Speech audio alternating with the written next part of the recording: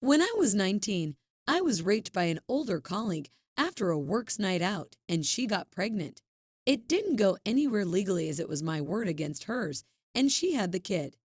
Sadly, as there's no proof it wasn't consensual, I had to pay child maintenance until it was 16. Obviously, as it was a product of what happened to me, I wanted nothing to do with it. Told her to raise her rape baby herself. The woman died a couple of years back, and I've not heard anything about the kid since, so I had no idea what was going on other than my maintenance stopping. Which was a relief because I finally felt like a millstone had been lifted from around my neck. Because of what happened, I never have been in relationships because of the issues it's caused me, and I haven't got any kids or anything like that, so I feel like I can start living a bit. Brought down to earth a bit last month when my mom said the kid got in touch with her on social media and asked about me and told them she was living with her grandparents herself after her mom died until they both died themselves, so she's not got anyone now. Now my mom is one of these people with a massive soft spot for young people, so feel sorry for her.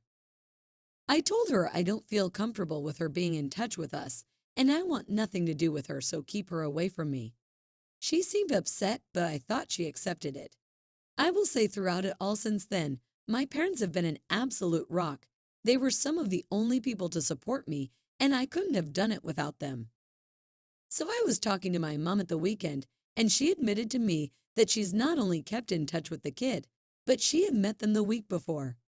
Basically, they feel really bad for her because of the life she's had and are starting to enjoy her being in their life. Not only that, she's been asking about me and what happened and wants to meet me to talk and ask me questions. Obviously, I'm upset about it. I not only had to go for going against my wishes, but for betraying my trust like that. She said it's hard for her and my dad because of the way I've been, never had any kids or anything.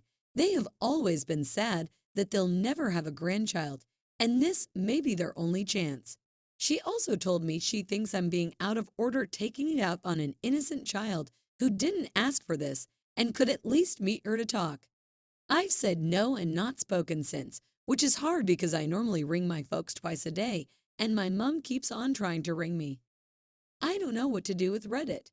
I obviously don't want to be cruel, but that kid is a reminder of what happened to me, and I am just angry she's coming back into my life now when I thought it could be over.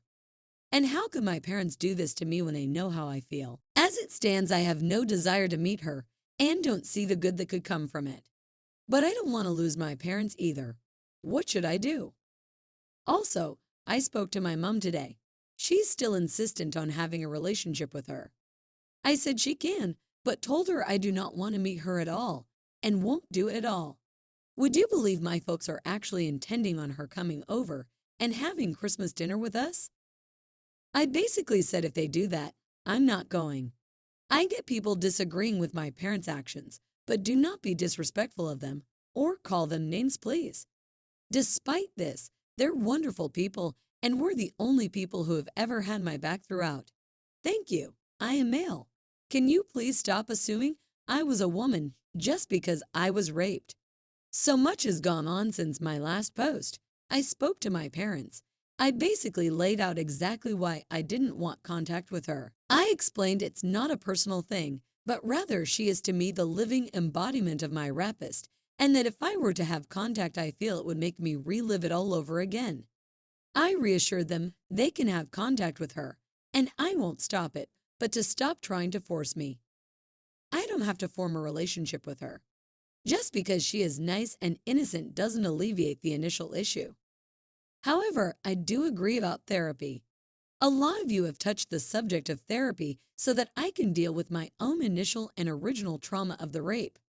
I have not yet begun any form of therapy or faced it to be true. I'm looking into it and speaking to my work's confidential mental health line to see if they can recommend someone to me. I guess I would welcome therapy at this stage. At least before, I just had my own shit to deal with. Seeing someone else is hurting as much as me because of the same event as me, that's really tough. I can't explain how I feel, but I feel sad for her too. Before this, I couldn't care how she felt. It was all about me. Now, I feel all kinds of things. I'm really sorry if this is out of line, and I really don't want to hurt you more than you're already dealing with. My dad texted me this morning. I think you need to go to therapy as soon as possible. But I'm just going to say this. I think your feelings are changing, and you need to see that it's okay that they do. Ultimately, this kid was born out of a shit situation. But it seems to me she has your heart, not the heart of the monster who bore her through your violation. She is as much a victim of the act as you. She didn't ask to be created in the way she was. She was lied to her whole life and betrayed so many times. Her mother violated her in some very horrible ways, something both you and this girl will have to live with. I am aware that you asked for a letter to be sent to her, and that's why I am suggesting this. I love you, son. My parents obviously agree with me and said they'll respect my wishes, no matter what I choose to do from this point onwards. With regards to Christmas, as it stands, she'll go for Christmas Day, and I won't, and I'll go for Boxing Day. My parents are upset because it means I'll be completely on my own Christmas Day. I also wrote her a letter and gave it to them. I wasn't mean or anything to her, but I explained exactly why I didn't want contact and how being in touch with her would make me feel, and that until I get better, I didn't want contact and asked her to respect that. My folks gave it to her, and she read it while she was at their house. My mom told me she broke down crying and was really upset, obviously had no idea what happened. She asked them if they'd let her have some paper and write me a letter back, and she did. They gave it to me. Initially, I went mad that they did give it to me because I felt like they didn't respect what I'd said, but they begged me to read it, so I did. And God, I'm now confused. The letter was sweet for want of a better word. She admitted that she had no idea and apologized to me. And that hurt that she felt like she had to apologize.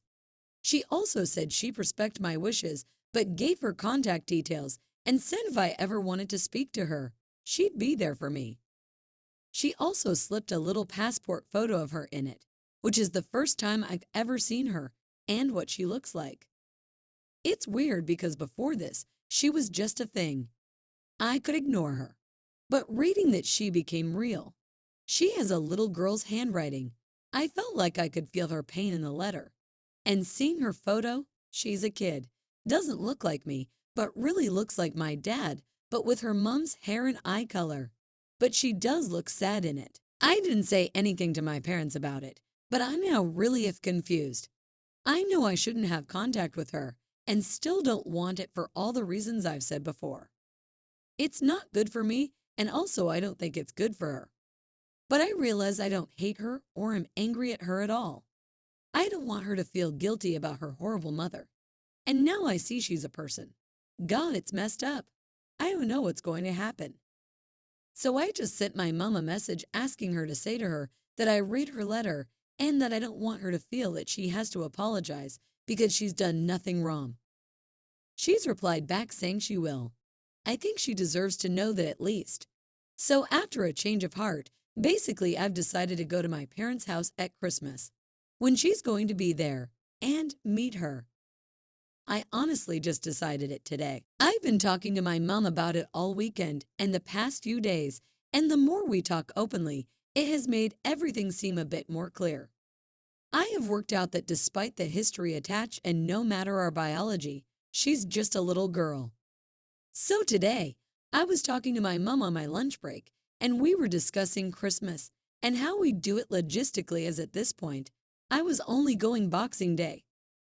When my mom mentioned Christmas dinner and playing me one up to warm up and eat at home, I just realized what's the point of avoiding everyone and sitting at home getting pissed and playing my PC with only my fish for company. So I went something like, yeah, get enough for me, and I'm coming on Christmas Day too. She thought I was joking. When she realized I wasn't, I could tell in the tone of voice she was thrilled. She asked me if I realized the kid's still going, and I said I do. She asked me how I feel. Said, honestly, I don't want to think about all that. I just want to go Christmas Day and spend it with my family.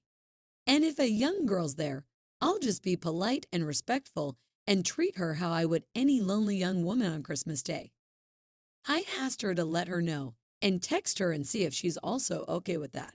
She did, And in the short space of time on my call, she got back to my mom really happy, saying of course it is and can't believe it. So that's it, I'm going. My mom texted me earlier saying she's so happy I'm coming and doesn't have to worry about me being on my own anymore. I sat there this afternoon feeling a bit relieved. And I'm also absolutely bloody terrified, but not in a bad way, more of a facing something uncertain way. Am I nuts? A week ago, I posted and was acting like I would rather cut contact with everyone. Now I don't really know what I feel.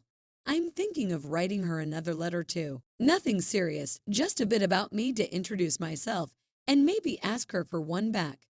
Would that be a nice thing to do? Too much.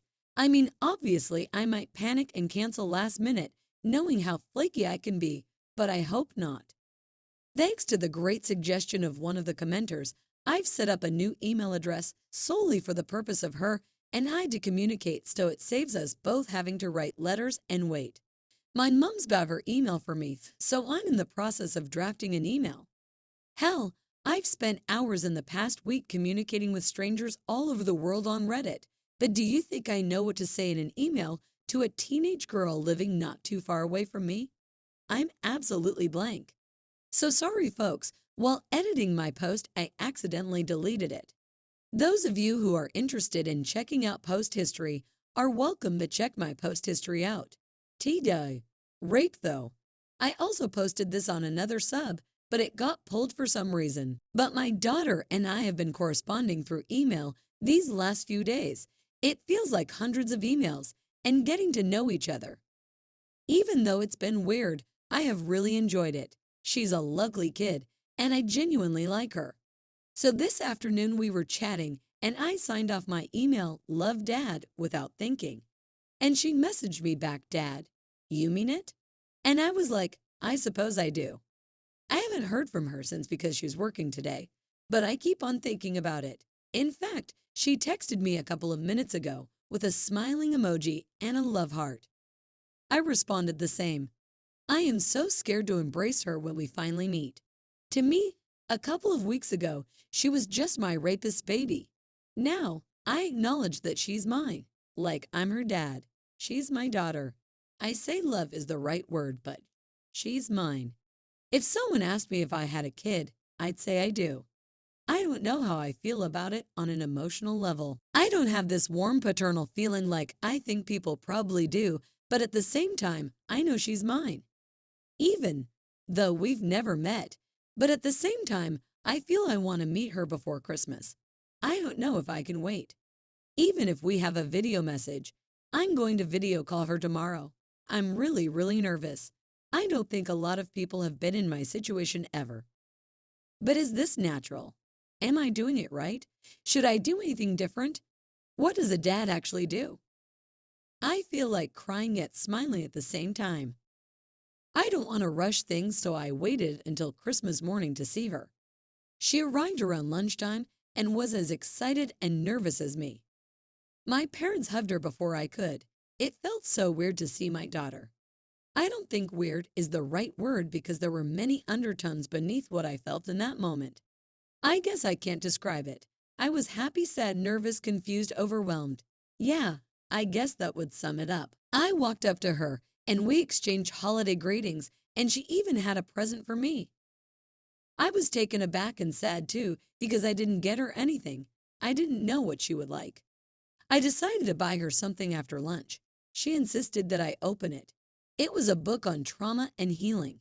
I felt my eyes well up with tears. I think she was my doorway to healing. I kept her away for too long. We didn't hug each other yet because our body language suggested we didn't want to yet. It was awkward, but it was the happiest Christmas of my life.